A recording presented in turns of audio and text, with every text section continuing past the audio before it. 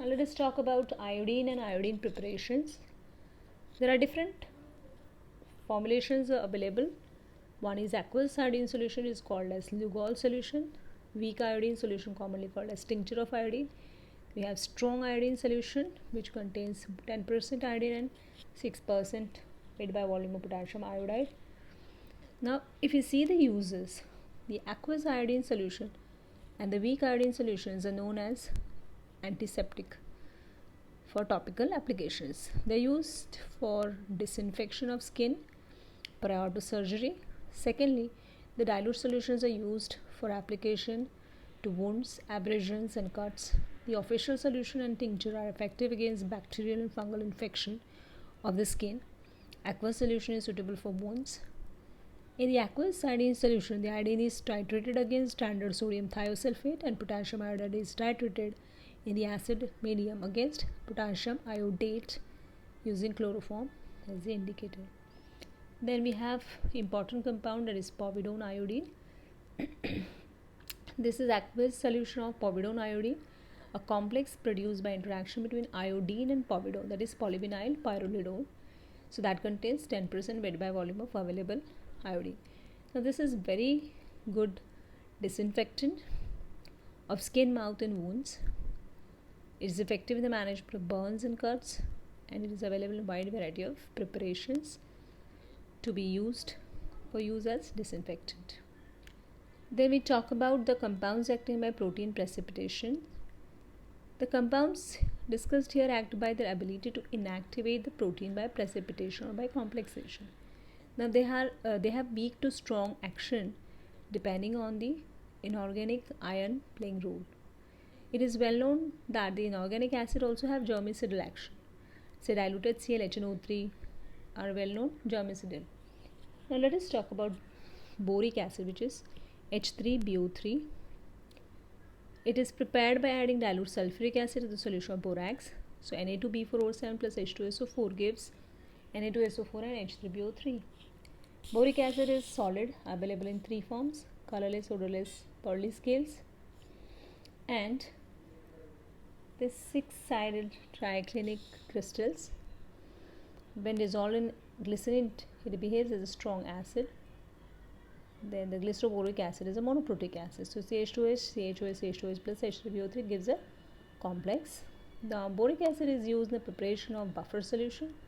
It is also used to maintain the acidic pH. Boric acid has no germicidal action. It is used in solution ointment and cream dusting powder. The solutions are non-irritating, less toxic. It is used in the ointment for emollient antiseptic action. In aqueous solution, boric acid is a weak acid, so it cannot be directly titrated with the standard alkali. Therefore, it is dissolved in glycerin water mixture. It acts as a strong monobasic acid and can be titrated with standard alkali using phenolphthalein as an indicator. Then we can also use mannitol to enhance the acidity. And we have discussed is silver nitrate. Silver nitrate occurs as colorless crystalline compound, odorless, bitter to taste, metallic in luster. When it is exposed to light, it turns grey or grayish black. AgNO3 gives Ag plus Na plus twice NO2 and oxygen. Silver nitrate is used as antibacterial in concentration from 0.01 to 0.5%. In the higher concentration, it has astringent, irritant properties on the tissue. And the antibacterial action is due to the protein precipitation. The polar groups present in the protein like SH, NH2, COH react with silver ions. It is used in eye washes in 0.5% aqueous solution. It is used in treating burn, injuries and in wet dressing. Let us talk about astringents. Astringent, when applied topically, they act by various mechanisms. One, they cause precipitation of protein by coagulation. Then these compounds show styptic action. Styptic means stopping of the bleeding by coagulation of blood and constriction of small capillaries. Second is anti-inflammatory by decreasing the supply of blood to the tissue. Then we have antiperspirant activity, that is by decreasing secretion of perspiration. And fourth, antimicrobial by protein precipitation. So the first compound here, it is alum. Alum is potassium aluminum sulfate. KAlSO4 twice 12H2O. It occurs as a colorless transparent granular crystals with a sweet astringent taste. When it is heated slowly, it melts its water of crystallization. It is soluble in water but insoluble in alcohol. Externally, it is used for astringent properties, and it has protein precipitation, so it is used in the precipitation of toxoid. The solution containing 0.5 to 5% is useful as antiseptic, commonly used for local styptic action. Then we'll talk about sulfur and sulfur compounds.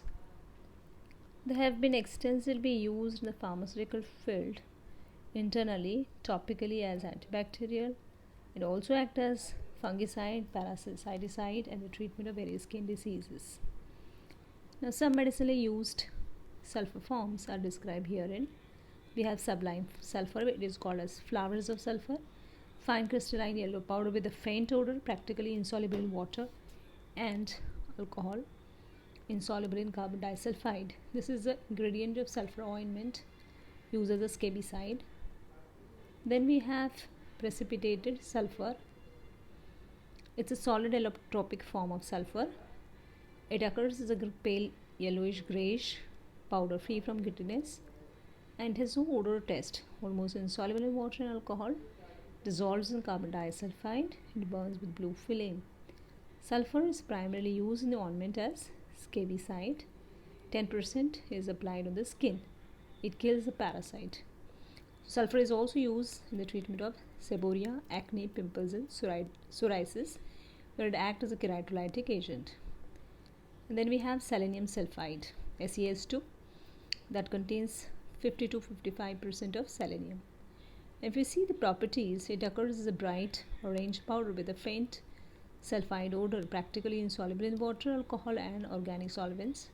Mainly used topically as anti-dandruff. Used in shampoos as 1 to 2.5% as anti-seborrheic.